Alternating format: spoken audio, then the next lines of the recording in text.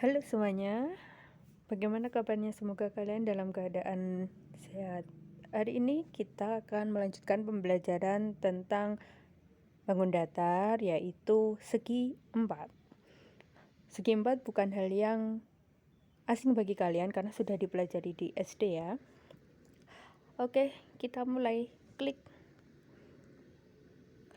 Menu hari ini kita akan belajar tentang jajar ginjang, yang kedua persegi panjang, ketiga persegi, keempat belah ketupat, kelima layang-layang, dan yang terakhir adalah trapesium. Nah, kemarin kan saya sudah meminta anak-anak untuk membuat tabel dan merangkum apa yang sudah pernah kalian pelajari tentang bangun segi 4, sifat-sifatnya, luas, keliling, kemudian memberikan contoh soal. Kali ini kita akan review apakah yang sudah kalian kerjakan itu sudah sesuai atau mungkin ada yang masih kurang, bisa kalian tambahkan ya nanti di buku kalian masing-masing. Let's take a look the first jajar ginjang atau parallelogram ya. Jajar ginjang kita langsung fokus ke sifatnya terlebih dahulu. Nah, ini ada contoh gambar jajar bangunan yang memanfaatkan konsep jajar ginjang ya. Terletak di tengah-tengah lautan dan bentuknya seperti itu, sangat estetik dan juga tentunya mempertimbangkan keseimbangan ya, sehingga dibangun dengan bentuk prisma yang memiliki sisi berupa bangun jajar ginjang. Nah, sifatnya apa? Ketuk. Setiap pasang sisi berhadapan itu sejajar ya. Kemudian sisi berhadapannya juga sama panjang. Jadi yang ini dan ini sama panjang. Yang satunya juga sama panjang. Sudut yang berhadapan sama besar. Sudut yang berhadapan di sini sama besar. Kemudian kedua diagonalnya berpotongan di titik tengah masing-masing.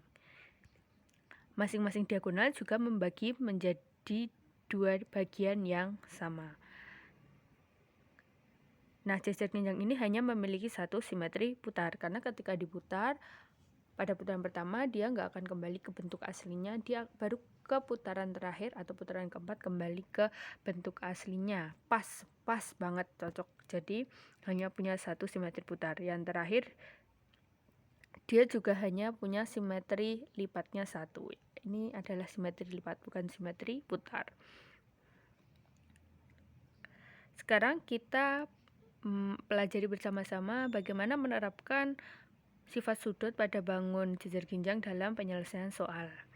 Nah, di sini ada yang tanya sama temannya nih, bagaimana ya menentukan besar sudut A, C, dan D berdasarkan gambar jajar ginjang yang diketahui di mana sudut B-nya itu adalah 145 derajat. Ya, kamu tentukan dulu dong hubungan sudut-sudut itu dengan sudut B. Sudut A dan sudut B kan berdekatan, maka jumlahnya sudut A dan sudut B 180 derajat dong. Kalau gitu, sudut A ditambah 145 derajat hasilnya 180 derajat. Maka untuk menentukan sudut A tinggal kita kurangkan ya. 180 dikurangi 145 hasilnya adalah 135 derajat. Nah, kalau sudut C berhadapan dengan sudut B, maka sudut C besarnya sama dengan sudut B, yaitu 145 derajat, gak usah dihitung. Tapi kalau sudut D-nya bagaimana? Sudut D berhadapan dengan sudut A, maka sudut D sama dengan sudut A, yaitu 35. Gitu. Oke, thank you. Mudah ya? Jadi kita sebenarnya tinggal mengenal aja yang diketahui itu sudutnya, kemudian kita hubungkan dengan sudut-sudut yang ditanyakan. Nah, cuman ada dua. Yang pertama, yang berhadapan sama besar, atau yang berdekatan kayak A dengan C ini jumlahnya adalah 180 derajat. Sekarang kita mempelajari tentang jajar ginjang yang berkaitan dengan konsep keliling dan luas. Saya nggak akan ngajari rumusnya karena kalian sudah pelajari di SD. Di sini ada gambar jajar ginjang Kemudian diminta menentukan keliling dan luas jejar genjangnya. Nah, gambar jejar genjangnya ini juga bukan yang sering biasa kalian temukan ya. Nah, tentunya langkah pertama adalah kita harus menentukan dulu alasnya yang mana, tingginya yang mana, lebarnya yang mana. Nah, di sini alasnya adalah yang 10 cm. Jadi meskipun dia yang berdiri tegak, tapi dia dinamakan alas untuk kasus pada jejar genjang ini. Kemudian tingginya adalah 4 cm. Kenapa 4 cm? Karena 4 cm, ukuran 4 cm inilah yang tegak lurus dengan alasnya. Kita ingat lagi bahwa konsep untuk menghitung luas, alas dan tinggi itu harus saling tegak lurus. Kemudian lebarnya diketahui 5 cm. Nah, gimana ngitung kelilingnya? Kelilingnya kan cukup mudah. Konsep keliling hanya menjumlahkan semua sisi-sisinya. Maka di sini kita jumlahkan 10 tambah 5, di sini tambah 10 tambah 5. Jadi hasilnya adalah 30 cm. Nah, kalau luasnya gimana? Kalau luasnya sesuai dengan rumus luas jejar genjang, alas kali tinggi. Nah, alasnya itu 10 cm, tingginya 4. Hasilnya adalah 40 cm persegi ya. Jadi 5 di sini jangan kalian gunakan untuk menghitung luasnya ya. Dan ini adalah jebakan dari soal-soal yang muncul pada bangun jejar genjang. Jadi yang pertama adalah teliti menentukan alas, tinggi dan lebarnya terlebih dahulu. Lanjut. Nah, ini ada contoh soal nih. Nah, ini ada gambar jejar genjang tapi dibentuk dari segitiga-segitiga sama kaki ya. Jaringan ini terbentuk dari segitiga-segitiga sama kaki, di mana setiap segitiga kecil itu, segitiga sama kakinya itu memiliki luas 7 cm persegi. Berapa ya luas jejar genjang yang diarsir? Nah, ini nanti kita bahas ya di kelas. Kalian bisa menebak dulu jawabannya berapa. Oke, kita lanjut ke bangun yang kedua, yaitu persegi panjang. Apa ya nanti perbedaan sifat antara persegi panjang dengan jejar genjang tadi? Persegi panjang ini banyak sekali contohnya dalam kehidupan sehari-hari ya. Di jendela, kemudian kardus, permukaan kardus, almari, itu kan menerapkan konsep persegi panjang. Atau contohnya di sini yang saya tampilkan adalah bentuk bangun kolam renang, di mana permukaannya ini kan menerapkan konsep persegi panjang. Nah, oh ya, mumpung saya ingat, kalau yang namanya menyebutkan sifat bangun segi 4 itu sebaiknya kalian gak usah menjawab yang pertama, memiliki 4 sisi, memiliki 4 sudut.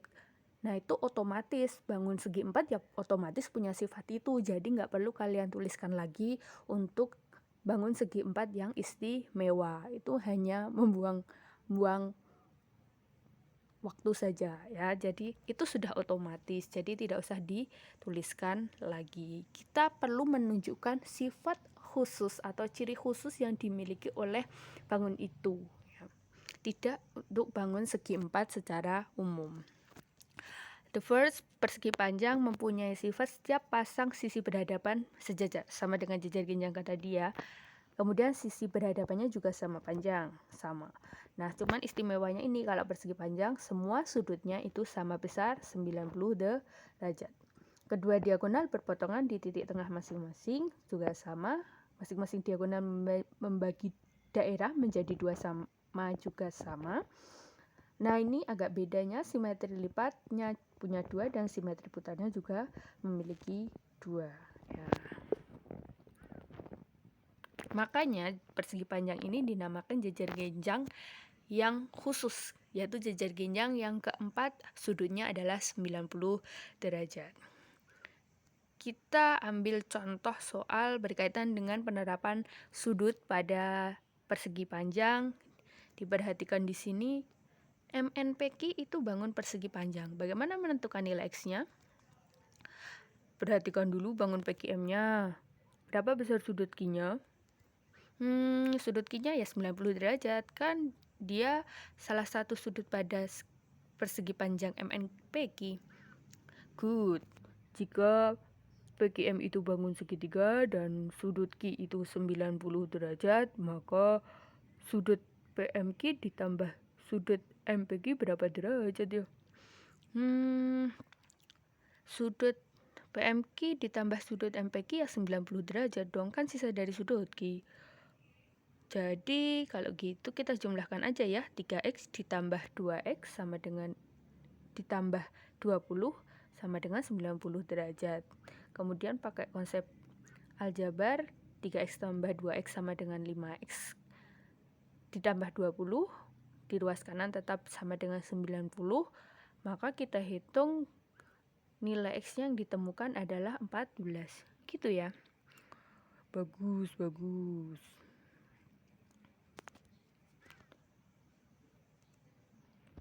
Nah, sekarang kita membahas tentang bagaimana menerapkan keliling ataupun luas pada soal yang berkaitan dengan persegi panjang. Di sini saya akan ambil soal cerita. Nah, Dian ini ingin memasang batu bata di lahan depan rumahnya. Ukuran lahannya panjangnya 5,25 meter dan lebarnya 3 meter. Ukuran batu batanya itu 9 cm kali 20 cm dan harga satu batu bata karena mau beli banyak jadi satunya hanya 900 rupiah saja. Maka berapa uang yang harus Dian keluarkan? Oke, di sini banyak informasi yang muncul. Tentunya kita harus tahu ya apa saja yang diketahui. Di situ terlihat bahwa lahannya itu berbentuk persegi panjang, di mana panjangnya adalah 5,25 meter dan lebarnya adalah 3 meter. Nah, agar mempermudah perhitungannya nanti, maka keduanya kita ubah ke bentuk sentimeter. Kemudian yang kedua, kita ketahui bahwa panjangnya bata adalah 20 cm dan lebarnya adalah 9 cm. So, kalau kita mau menemukan banyaknya bata, maka cukup kita hitung aja luas lahannya dibagi dengan luas permukaan batanya yang atas. Kalian tahu kan kalau bangun persegi panjang luasnya cukup mengalihkan panjang dan lebarnya saja. Maka kita tulis 525 kali 300 dibagi 20 kali 9. Nah, ini bisa kita sederhanakan ya. Ini bisa dicoret. Kemudian 30 bagi 9. Ini dapat 3. Ini dapat 10. Kemudian nanti bisa disederhanakan yang lainnya, hasilnya adalah 875 batu bata. Maka yang harus dikeluarkan biayanya sebesar 875 bata dikali 900 yaitu 787.500. Cukup mudah ya penerapan dari bangun persegi panjang dan jejer ginjang berkaitan dengan sudut, keliling, dan luas. Agak berbeda dengan waktu sekolah dasar. Kalau di sekolah menengah, kalian sudah akan menerapkan konsep aljabar dalam penyelesaian masalahnya, ataupun juga menerapkan konsep penalaran yang sebenarnya juga rumus-rumus yang diberikan itu hanya membantu kalian untuk sebagai salah satu alternatif dalam menyelesaikan masalah. Jika kalian mempunyai solusi atau cara yang berbeda, itu boleh sekali, asal nanti jawaban akhirnya sama dengan yang diharapkan. Oke, untuk bangun datar selanjutnya kita lanjut di video yang kedua ya. See you guys.